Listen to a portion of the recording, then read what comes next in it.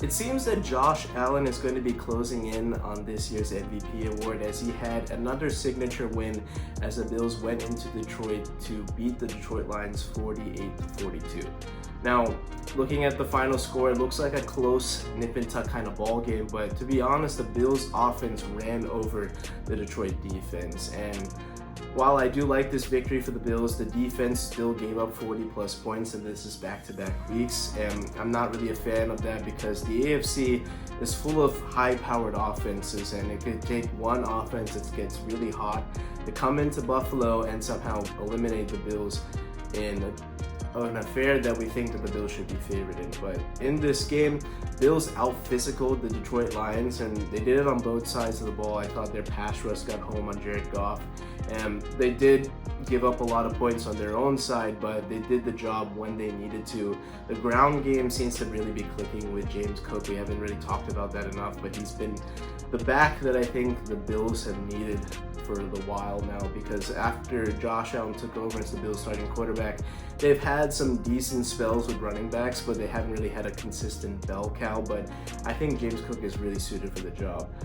Josh Allen, this win continues to build his MVP case as he's gaining some distance after Saquon had a kind of a quiet couple of weeks. Now, there's still about 3 weeks left in the year, and I think really the only pathway for Saquon to get the MVP award is to break the all-time season record. Talking about Detroit, injuries continue to pile up for this Lions team. Unfortunately, they lost 3 major pieces of this team.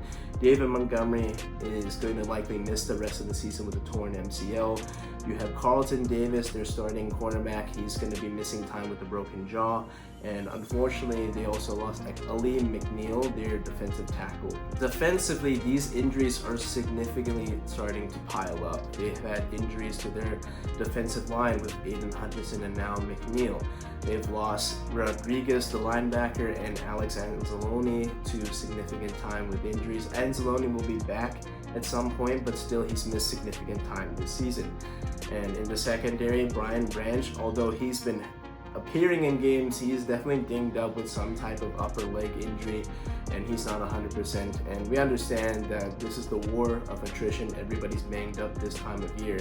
But the Lions have over 20 players on IR, and this is an alarming and accumulating amount of players because in terms of their NFC rivals, as in the Minnesota Vikings and Philadelphia Eagles, combined, they have fewer than the amount of players that the Detroit Lions have on injured reserve.